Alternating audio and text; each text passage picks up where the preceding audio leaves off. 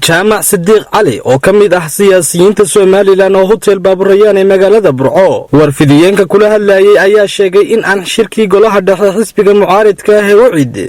aanay ka soo bixin qodobadii laga filayay wuxuuna sheegay in ay habboonayd in gudoomiye Faysal Cali Waraabe uu shirka kaga dhawaaqo in uu ka hadhayo tartanka doorashada. Faysal markaa waxa laga eegay inuu maanta isagoo dadkan ixtiraamaya dhalinyarada aqoon-yahanka u baxaa isagoo ixtiraamaya dadka xusbiga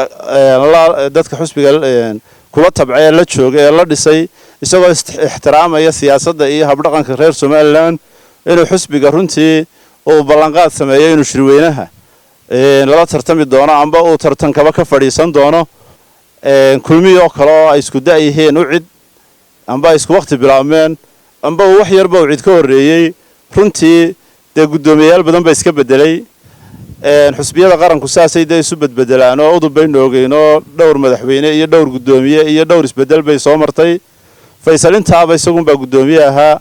maanta waxaanu ka eegaynay inuu gudoomiyenimada baneeyo oo xusbiga iyo dimuqraadiyadiisa dhowro wadaniyo kale oo shalay dhashay oo iminka isagoo xusbi saaxada siyaasadda ku cusuba Cabdiraxmaan baa gudoomiye ka ahaa Cabdiraxmaan uu tartamay oo gudoomiyenimadii marba lagu doortay markaasay dimuqraadiyadda iyo wanaaga doonaysay iyo waxa inta badan xukuumadda ku dhalisho markaasay ay muuqan lahayn ay dad bulshadu nayaayir iyo reality kaaga qaadan lahayd maanta se intaad sheegaysay iyo in ka badanba dictatornimadii gudoomiyenimada waqtiga dheera xusbigii oo aad boorsa garab ah oo aad ishadiyo jeer iska sidato intiiba aday ka muuqata marka inta aad oo sax mooyaane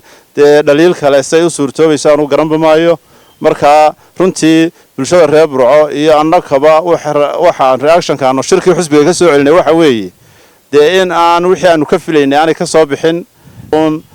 hadaanu Faysal san si ka bedelin aan xusbiga jamaahiirta u banayn inuu xusbi iska xusbiga maadayska uu noqon doono Faysal uu ka hormaadeyn doono tala kolba dumarkii ciyaalkuna shacabka u timi doonaan gudoomiye waxaan ku soo jeedinaynaa in aad dimuqraadiyadda adigu hirgeliso in aad nabadgelyada iyo horumarka aad Soomaaliland u timid carruurtaadii uga timi xusbiga ka dhex muujiso inta gudoomiyaha u dhaafi maayo waayo waa nin noo martay ahaa gobolka noogu martay ahaa inta inaan u dhaafo ma jeceli. siyaasi Jaamac Sidiiq oo hadalkiisa sii wata ayaa ka jawaabay hadal dhawaan ka soo yeedhay wasiirka xanaanada xoolaha ee Puntland. wasiirka xanaanada xoolaha ee Puntland oo ah nin reer Soomaaliland ah oo ah nin garoowe marti ku ah oo dhaqankii iyo hadalkii iyo dadnimadii reer Soomaaliland sita oo habeen dhaw TV ka hadlayay ayaa laba mid ka soo qaadanaya. wasiir waxaan ku leeyahay garoowe martaad ku tahay waxaad u dhalatay oo deegaankaagiya Sool iyo Sanaag iyo Togdheer iyo Saaxil marka wasiir waxaan ku leeyahay inta deegaanad marti u tahay hadallo aan munaasib ahayn ka oran layd waxaan ku oran lahaa iska soo noqo deegaankaaga kaalay dalkaaga kaalay ceergaabaad u dhalatay guri baad u garanaysaa buurbuur baad u garanaysaa waxaan filayaa in aad martinimada iskaga timaado oo dalkaaga iyo dadkaaga u timaado. ugu dambeyn siyaasi Jaamac Sidiiq waxa uu fariin u diray madax dhaqameedka Soomaaliland oo ugu baaqay in ay dalka uga turaan hadallada wax u dhimaya wadajirka bulshada Soomaaliland.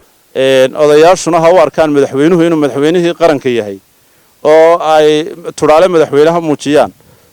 oo markay hadlayaan amba cabanayaan amba wax sheegayaan waxa ay ka cabanayaan wax turaale ay ku darayaan ha noqdo madaxweynuhuna marka waayeel amba wax garad deegaankay doonaan ha ahaadaan cid wax ka tabato